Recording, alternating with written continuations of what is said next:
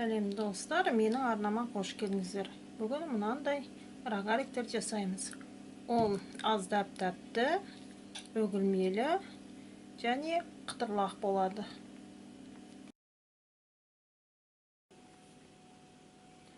Комнаталық температурадағы майды миксермен 3-4 минут араластырамыз. Көлемі ұлғайып ағарғанша.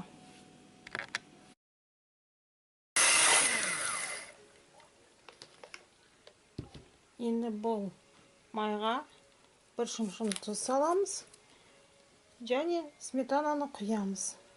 Одан кейін бір келкі болғанша миксермен араластырамыз.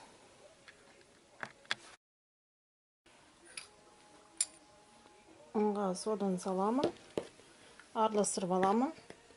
Онда алдын ала елеп алсаңыз жақсы болады. Мен елеген жоқпын, сондықтан қазір елеймін. Майымызға ұнымызды азап елеп, қамыр елейміз.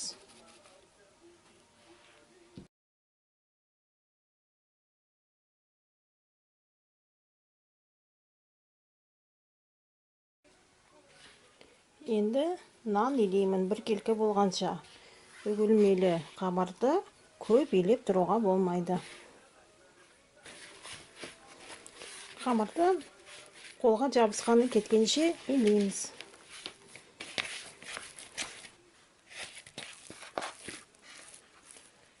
Енді бұл қамырды төртке бөлеміз.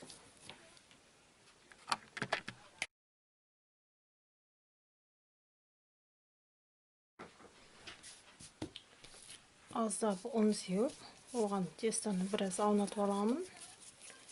Домалақ форма беріп, целлофанға салып қоямын.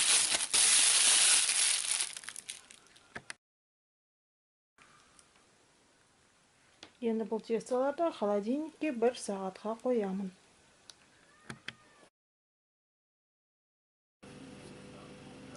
Енді печеньенің салмасын дайындаймыз. Бірінші мақтан бастаймыз.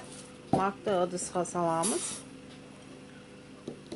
Үстінен су құямыз. Енді отқа қоямыз.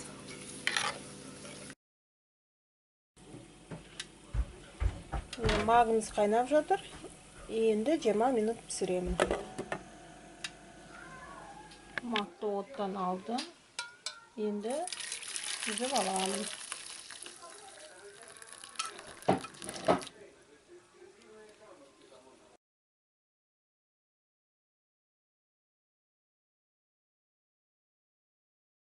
Мақты ыдысқа салдық. Енді оған қант қосамыз. Және блендермен тағы да ұнтақтаймыз. Магымыз пастообразный болу керек. Немесе мясорубкада 2 рет өткіземіз. Егер де макты пісіріп жатқыңыз келмесе, 15 минутқа ыстық суға бұқтырып қоюға болады. Макты енді ыдысқа саламыз. Бұған изюм қосса да жақсы болушы еді. Енді үйде изюм қалмапты. Сондықтан мақтың өзімен ғана жасаймын. Мақ жып-жұмсақ, пастообразный. Жаңағы маққа комнатада еріп тұрған майды қосамыз. Араластырамыз. Сонымен біздің мақтан жасалған пастамыз дайын. Енді мына грецкий орехті ұнтақтау керек. Оны орех ұнтақтайтын арнайы құралда немесе блендерде ұнтақтаған дұрыс. Менде ондай нәрсе жоқ болғандықтан, мен бірінші орехті өзім турап алам. Турап алғаннан кейін менде погружной блендер бар. Сонымен ұнтақтап көремін.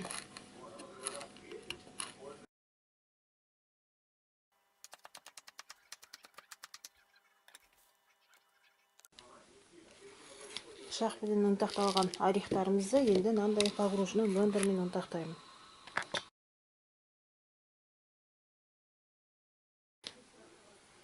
Енді мына ыдысқа жаңағы орехімізді саламыз, ұнтақталған.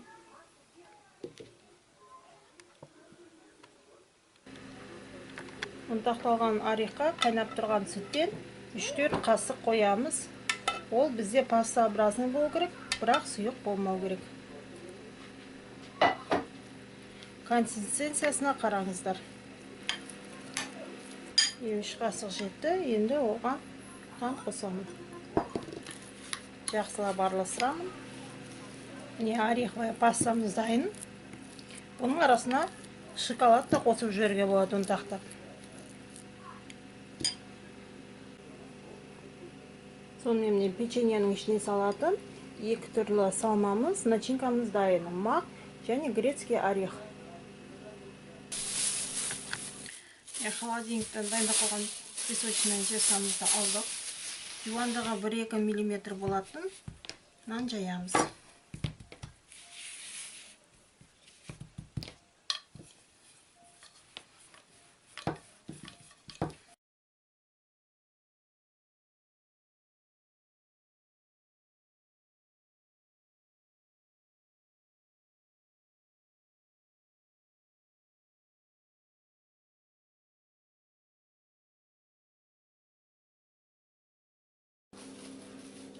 Оларға енді начинкаларымыз салып шығамыз. 1 қасықтай болатын.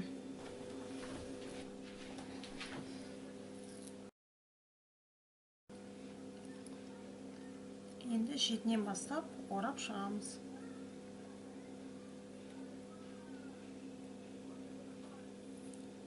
Жерін бұлай қысамыз. Және шетін бұлай қайырамыз.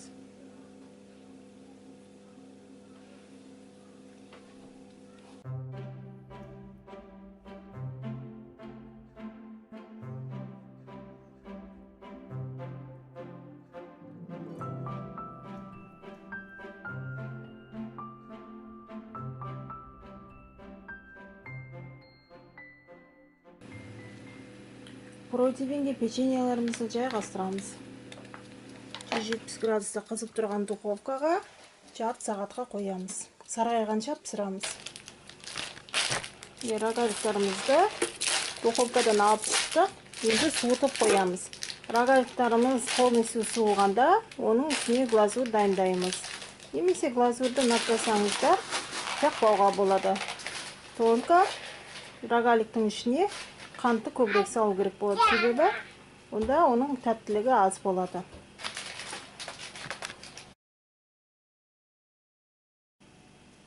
Рогаликтарды решетканың үстіне қойып суытамыз.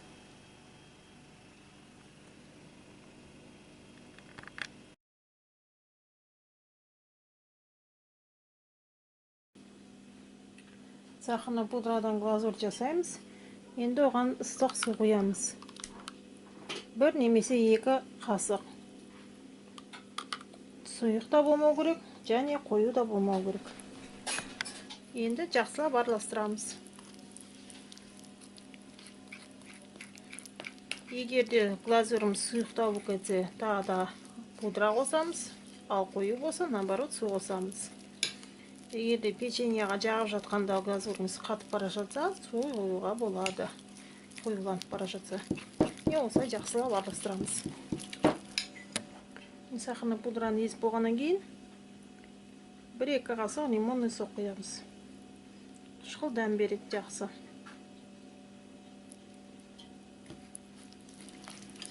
Глазурымыз сонымен дайын. Енді рогаликтарымызға глазурды жағып шығамыз.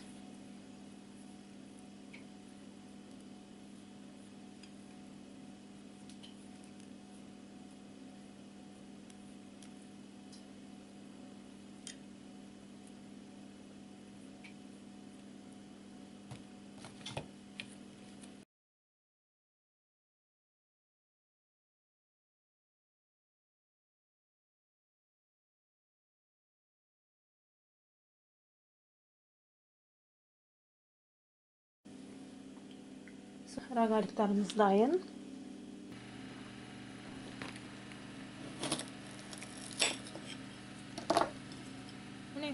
Мынау орех бар начинкасымен. Бұл маковая начинкамен. Байқап тұрғандарыңыздай Наның қамыры сондай үгітіліп тұрған жоқ, жартай хрустящий, қытырлақ. Мынау міне мақ қосылған начинкамен.